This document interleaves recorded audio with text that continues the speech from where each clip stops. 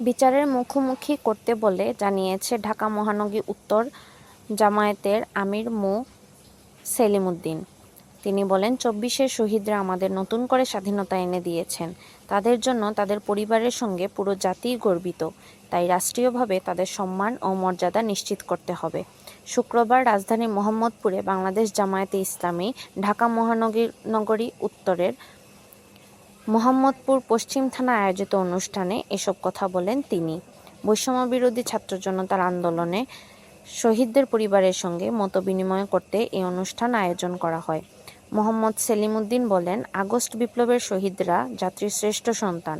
শাহাদাত আল্লাহর ফয়সালা ও মানসম্মানের। আমাদের সন্তানরা জালিম শাসকের উৎখাত ও জুলুমের অবসানের জন্য হাসিমুখে শাহাদাত বরণ করেছেন। আমাদের সন্তানরা বৈষম্যমুক্ত ও ইনসাফপূর্ণ সমাজ প্রতিষ্ঠার জন্যই অকাতরে জীবন বিলিয়ে দিয়েছেন।